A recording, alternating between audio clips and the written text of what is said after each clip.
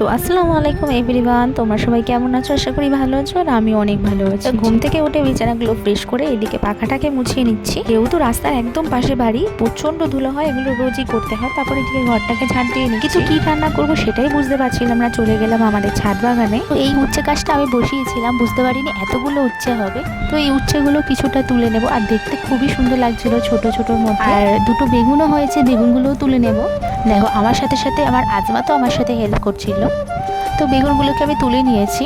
ক্যামেরাতে মনে হচ্ছে বেগুনগুলো বেশ বড় বড়, কিন্তু আসলেই না, ছোট। আর টমেটোগুলো দেখো কতগুলো পেকে রয়েছে। এখানে আর একটা ছোট বাঁধাকপি ছিল, সেই বাঁধাকপিটাকেও তুলে নিলাম। যে লঙ্কা গাছটাকে তোমরা দেখছো প্রচুর লঙ্কা হয়েছিল, এখন অবশেষে একটা লঙ্কাই আছে, ওই জন্য এটাকেও তুলে নিলাম। এই যে আর একটা বাঁধাকপি, এটাকে তো আমি ছিঁড়তেই পারছিলাম না। তারপর নিয়ে নিলাম আমি নিরেন দিয়ে এটাকে ছিঁড়ে নিয়েছি। এদিকে তো সব সবজি তুলে নিয়েছি, দিয়ে বাঁধাকপি, দুটো বেগুন, কিছু টমেটো আর কিছু লঙ্কা।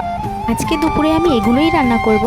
এদিকে আমি এক গামলা জামা সব ক্লিন করে নিয়েছি, আর আমি চলে গেছি ছাদে জামাগুলো মেলে দিতে। বাড়িতে ছোট বাচ্চা থাকলে তো এতগুলো জামা নোংরা হতেই পারে। আমি যখন জামা কাপড় ক্লিন করেছি তখন বেশ ভালোই রোদ ছিল, আর যেই জামা মেলে দিয়েছি দেখো কোথা থেকে এত মেঘ চলে এসেছে। জামা কাপড় তুলে এনে আমার তো গোছানো হয়ে গেছে। আর বিকালের ওয়েদারটা দেখো কত সুন্দর। আর আম মাখা না খেলে হয়, এদিকে করে নিয়েছি আমি আম মাখা। আর এদিকে তোমাদের দাদাভাই গেম খেলতে ব্যস্ত, আর আমাকে বলছিল একটু খাইয়ে দিতে, তাই আমি ওকে খাইয়ে দিচ্ছিলাম। বিকালের দিকে তো খুব মেঘই করেছিল, তারপর চলে আসলো ঝড়, প্রচন্ড ঝড়। এখানে তো এখন প্রায় ঝড় হচ্ছে, তোমাদের ওখানে কাদের কাদের হচ্ছে কমেন্টে জানিও। আর এদিকে আমাদের অ্যাকোয়াগার্ডে প্রচন্ড আয়রন জমেছিল বলে ওয়াশ করানো হচ্ছিল। খেলা ওয়েদারে সন্ধ্যার টিফিন ছিল আজকে ঘুগনি। তো চলো তোমাদের সাথে শেয়ার করি। ফার্স্ট আলু মটরটাকে সিদ্ধ করে তারপর আমি তেল দিয়েছি কড়াইতে, তারপর আলুগুলোকে ভেজে নিয়েছি ভালো করে। তারপর দিয়ে দেবো একটু পেঁয়াজটাকে আর কিছু মশলাও করে নিয়ে, কিছু পেঁয়াজ, জিরে আর এলাচ। আলুটা ভাজা হয়ে গেলে আমি একটু দিয়ে দিয়েছি এখানে মশলা, আগে থেকে যে মশলাটা করে রেখেছিলাম সেই মশলাটা। তারপর ভালো করে কষিয়ে নিয়েছি। কষিয়ে নেওয়ার পর দিয়ে দিয়েছি হলুদ, লঙ্কা, জিরের গুঁড়ো। হ্যাঁ, নুনটা দিতে ভুলে গিয়েছিলাম, পরে আমি নুনটাও দিয়ে নিয়েছি। ভালো করে কষিয়ে নেওয়ার পর আমি দিয়ে দিয়েছিলাম সামান্য একটু জল। তারপর আবার ভালো করে কষিয়ে নিয়েছি। তারপর দিয়ে দিয়েছি সিদ্ধ করে রাখা মটর।